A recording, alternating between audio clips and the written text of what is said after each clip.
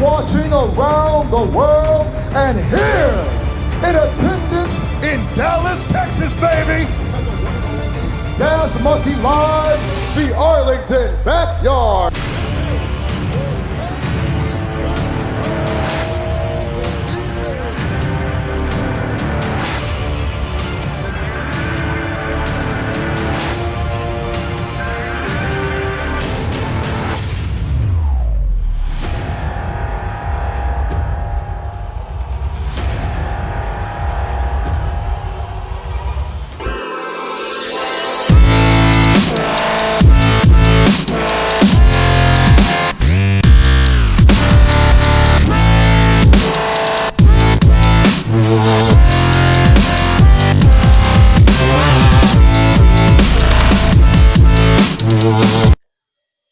What's going on, fight fans? We are back with Inside the Life of Déborah Kouzmin, the Punisher from Paris.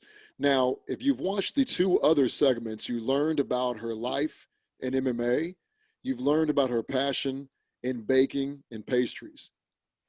We were just talking about how unique and intricate and special Déborah is. When she came to Texas, she brought something that was very unique to her, and that was her style of French baking. No competition whatsoever. Now, her passion in MMA, you can find an MMA gym on any corner whatsoever in Texas. Not that unique. But now, Déborah goes back to France, back home, where her passion in baking is everywhere can be seen, but her passion in MMA is very unique. So once again, Déborah, you are a unique individual back home with your family. Yeah. I like the analogy that, I never think about that, but now that you say it, kind of makes sense. So that's funny. For sure, I will, think more about it, when taking some perspective on it. But that's pretty well said. That's I kind of reverse. Yeah. Well, it's really cool because, there's only one Déborah. And when you came to Texas, everybody thought, oh, wow, what an amazing accent. Oh, and she fights and she bakes. And so do you miss Texas at all? Do you miss the people here? Oh my God, I miss it so much. I miss it. I miss it a lot. I think what's difficult when you live in, I live in France and I lived in Texas and I made a life in both countries. So I think it's very difficult to feel at home in one place now. Now I'm here, I'm very happy to be here and I like, my life here, even if it's pretty, it's only a few months and it's COVID and, a lot of stuff are kind of temporary. So I didn't make a life yet here so far since I came back, but I like my life here. I enjoy being here and I love my country and blah, blah, blah. But at the same time, I was the same in Texas. And at the same time, here I miss Texas, and in Texas I miss France. So I can't be complete in Texas and I can't be complete in France. I need both. So it's difficult because, of course, it's not like I'm walking, across the street and I'm in Texas and then I come back and I'm in France. There is,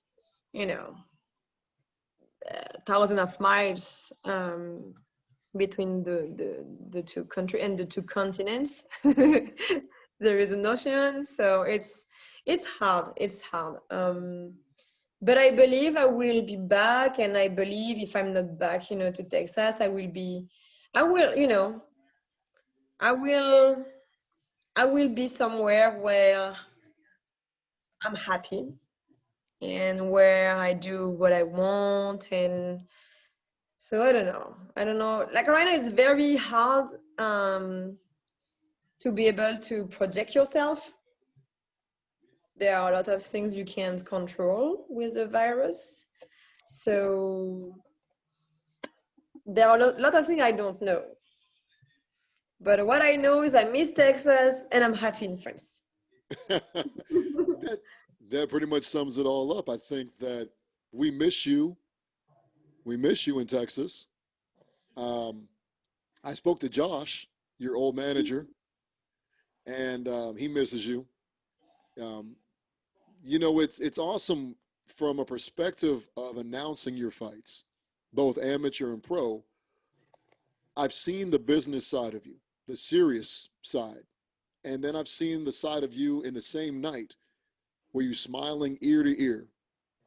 Whether you Yeah. lost the fight or you won the fight, you you have this thought of you did your best.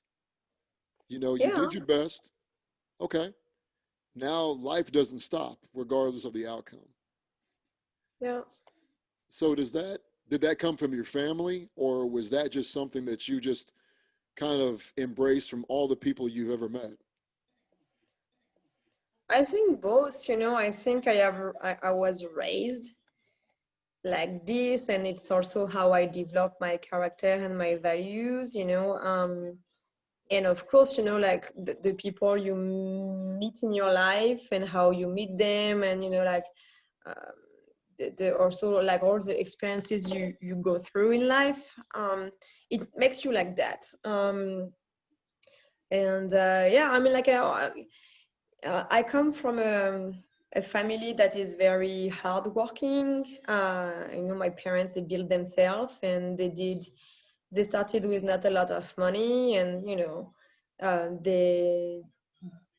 they had to build, I mean, like even like like houses or whatever themselves because of lack of money, but also because it's how also they were raised. You're not going to say to someone, hey, I'm going to pay you and you're going to do that for me. No, you're going to do it because that's the way it should be. So growing up around that, like you mimic your parents' value and like your family's value. And also, like I always been surrounded by optimistic uh, view on things, like um ah, my cat is there. Oh, what is your cat's name?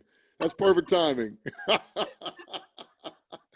I guess your cat was saying hello to Texas. Yeah, it's Ezio. My cat's name is Ezio. Ezio. Yeah. But anyway, yeah, like my parents are very hard workers. They are humble as well, but they see things, like the glass the glass is half full and not half empty. And you shouldn't complain all the time and blah blah blah, like because you can make, if you're not happy, you can do something else. If you're not happy, you can do things to change whatever doesn't make you happy. So I think it helps, because I'm pretty sure if I would have been raised around negativity or around people who are very skeptic or whatever, I would be in a way like that too, because you're influenced by your environment. um, and I took that from my parent, because that's the only thing I knew for a long time. Like being a kid or whatever, you're raised like that. So it's just like who I am. And again, like people I met or things I've lived in my life made me like that. So I mean, like it's a mindset. It's it's a great mindset because I think that that's what makes you really unique. Is that you've been raised by your parents, like you said, that are hardworking, Oh and yeah. either the life of MMA is not easy, the life of being an entrepreneur is not easy. Leaving your family for 6 years to come to Texas, where you didn't really know many people, was not easy. And on all 3 points, you made it successful. You made a successful career in MMA. You made a successful career as being a Texan, and you made a successful career as being a baker. I think all three of you should be proud of yourself. Yeah, Being a Texan, I like what you said. I don't even Pretty know what cool. it means to be a Texan. I kind of moved here like you did. Okay. But yeah, I So mean, you're back home. So were your parents excited to have their daughter back home? oh yeah, yes, yeah, they were really happy. Yeah. I mean, like I do understand too, they were a little bit worried and, being away is not easy because, of course, it's cool to have like, FaceTime or internet, Facebook, like, but it's not, it's not direct. It's not like live. It's not like, oh, so it's hard because, of course, like a lot of things that they lived, I was not there, I was not part of that, and it's hard. But now I'm here, so we can catch up a little bit and make, you Well, know, you said you're there, and like you said, FaceTime is great. But you were yeah. able to attend your sister's wedding, your younger sister's wedding just recently, and that could not have had the right emotional Oh yeah, exchange through FaceTime. no. What was it like being able to hug your baby sister on her wedding day? Oh, that was,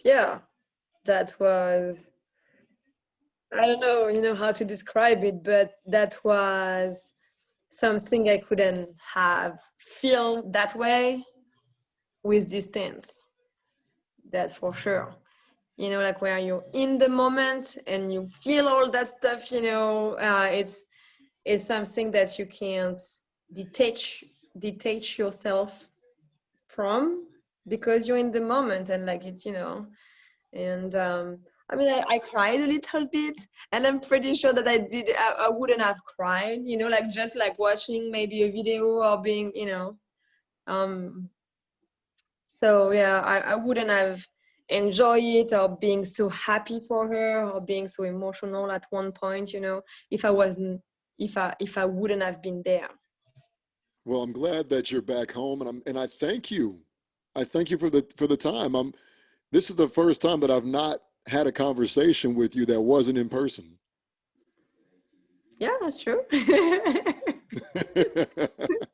That's true. So, well, we're going to have to revisit this again Hmm. when you find out a little bit more about what happens with MMA in Hmm. France.